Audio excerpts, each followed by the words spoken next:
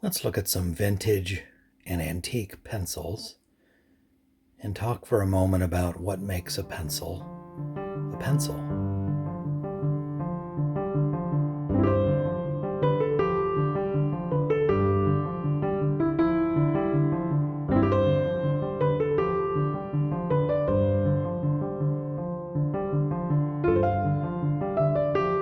Hello everyone. When I bring a batch of pencils into my home that I have found at the thrift shop or an estate sale, or that some friend who knows of my pencil affliction has given to me, I will often separate them immediately into two categories: brand name pencils and advertising pencils, and kind of throw them into separate boxes until that box is full, and then I will go through and separate them out to add to my collection where they belong.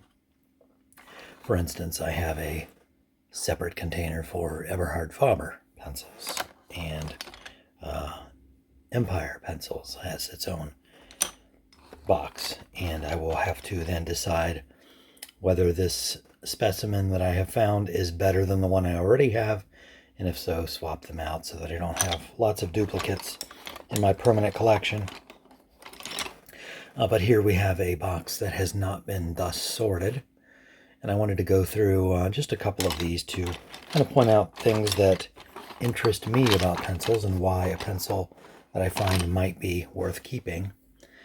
Even a sad specimen like this. Let's take this as an example. And this is going to be really hard to see, so I apologize in advance. Maybe you'll be able to see that. You can see the word Dixon, or Dixons with an apostrophe S. You can probably see number 2. I'm going to say that's 256 or 258. Can't tell for sure. But what really is interesting to me about this pencil is the Dixon logo there. That's the logo of what became or was at this time, it just doesn't say it on the pencil, the Joseph Dixon Crucible Company, because they first were using graphite to make crucibles for the forming of metal objects, armaments, and other things. So there's a icon, a picture, a glyph of a crucible that represents that part of their manufacturing process. So this was pretty early in Dixon pencil making. I mean, relatively speaking, early. They have been making pencils for a very long time, and this was well before the Ticonderoga days. But seeing a rough pencil like this doesn't look like much, but to me, fascinating, just because this may be, it's one of a very few pencils that I have from Dixon that uses that symbol, so I know it's a very early Dixon pencil. What else? Some pencils just will grab me because it's a variant of something I already have. I have several Dixon Arial pencils in red. I think this is the first blue one I've ever come across, so that will likely go in my collection until I find a pristine version of the same. But cool kind of radio or electricity graphics going on there. Neat part of my collection. Brass ferrule. That will be a keeper for that reason. But there were a few pencils in this batch, and I'll get to some of these other ones by and by. There were a few pencils here that particularly caught my interest, and I'm going to pull those out now if I can find them all again. Bear with me, I may cut away here. Okay, before we get to the main event, this one also was interesting to me that may or may not stay in my permanent collection. It's an L&C Hartmuth pencil, but you can see it must have been a factory second, a misprint of some type, and they ran it back through and put X's all over the name so that they didn't accidentally sell a subpar misprinted pencil. It's a cool oval-shaped carpenter pencil. somebody has skillfully chiseled a point onto. That's neat just because it's a misprint, and it's a pencil from L&C Hartmuth that I have yet to add to my collection. So until I find one that is printed properly, I will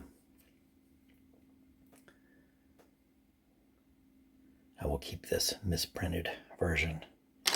Okay, but so what I wanted to get to today is a few unusual pencils that I've come across recently, and I wish I could tell you exactly where I found these, but they were recent acquisitions from some grab bag of pencils, likely from a thrift shop.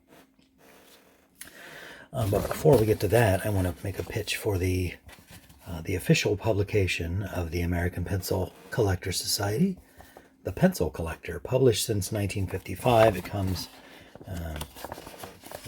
bi-monthly to my mailbox. As a dues-paying member of this organization, I get it regularly and always am interested.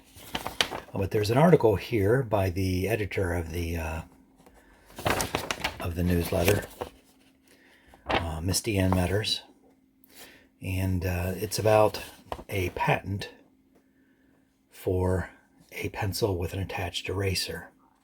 And there's a little write-up here about that. The patent is from, it says 1858, so just prior to the Civil War. A businessman, Hyman Lippman. What a terrifically fun name. Hyman Lippman was considered the lead stationer in Philadelphia, Pennsylvania, etc., etc. On March 30th, 1858, Hyman registered the first patent for attaching an eraser to the end of the pencil. This is why we celebrate National Pencil Day on March 30th each year. Now, attaching an eraser to a pencil is an interesting step in the development of the pencil as we know it today, but I don't know if that's reason to celebrate the beginning of pencils, because obviously there were pencils for a long time before there were pencils with erasers. And if you want to set that as the date to celebrate, well, you're kind of denying the pencilhood of lots of interesting pencils, that were made without erasers, historically and continuing to this day. But that's another subject for another day. Anyway, back to the article.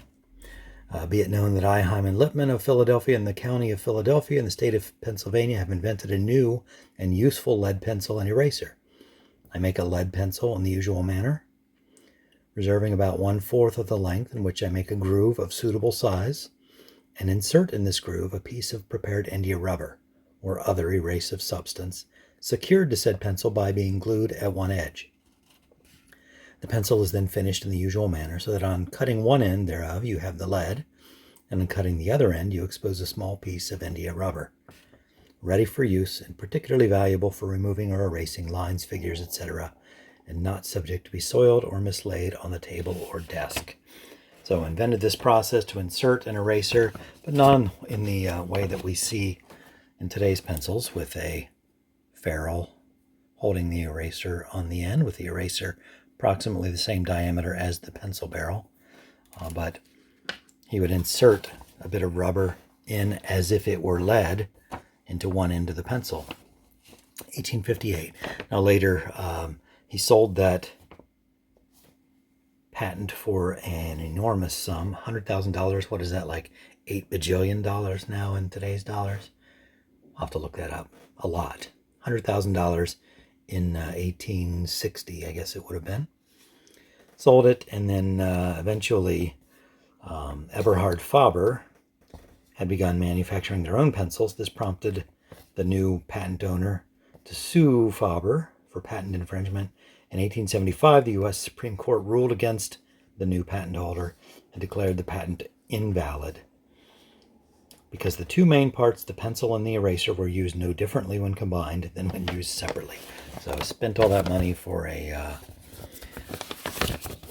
patent that was declared invalid by the Supreme Court, which I think the Supreme Court should stick to cases like that right? Pencil eraser questions, the big questions of life, and leave all the political stuff to the side. But I digress. Why did I read that article? Because these pencils that I want to talk about today are made after the manner of Hyman Lipman's patent of 1858. Although these were made probably considerably after that date, but I don't know precisely when they were made. This is going to be really hard to see. So this is made by Eagle. You can see that imprinted there. And the fact there's no foil printing or paint or anything also gives you a hint as to the relative age of this pencil. But you can see, hopefully you can see, there's no lead at this end, but in fact it is a bit of rubber that's now very hard from the years. So we have a very old version of the eagle emblem. Again, that's going to be super hard to see. We have what looks like a 140, maybe a model number. Eagle. Something New York. Well used, but such an interesting artifact that I will keep that in my collection until I find a nicer version of the same. And very similarly, we have, again, very difficult to see, and this one, the printing is, oops, I have it upside down, dash. Can you see that? Dash. Eberhard Faber. So this is one of those pencils mentioned in the article that Eberhard Faber was making to challenge the patent. There's lead on this side, never been sharpened. And this side, I think they came from the factory pre-sharpened, so you know which end is the rubber, because I think this is unused. So this Eberhard Faber pencil, lead on one end, rubber inserted on the other. Neat bit of history there. Again, unfinished wood, no foil, no paint, just imprinted lightly the name of the pencil, dash. And a third example of the same type of pencil, this one from Wallace, I believe. It's very difficult to see, but I can see that it's St. Louis, and that's where Wallace was making pencils. So this must have been a very early Wallace. Plus you can kind of see the Wallace emblem there. It's kind of a blue ribbon with a W in the center. And you can make out part of Wallace Pencil Company. Same deal here. This one has been sharpened on the graphite end. And there's the rubber end. So many companies after that patent dispute were making pencils in this way. And then eventually, of course, worldwide pencil makers began using a metal ferrule and other materials, but primarily metal, as we see in this more modern Ticonderoga. So, interesting coincidence finding these three pencils. I think the only examples I have of each of these so far, at the same time that I received the new issue of the Pencil Collector with that interesting article by Misti Ann Medders with pictures from the patent office. Interesting. If you don't subscribe to, if you're not a member of the American Pencil Collectors Society, you should be if you're a pencil lover. $15 a year. I mean, for all the rights and privileges I get by being a member, money well spent. And you learn about interesting pencils like these that I wouldn't otherwise have known about. If it's interesting to you, or you have experience in this area, I am open to reading your comments and learning. As always, I appreciate you watching and commenting. Hope to see you here again next time.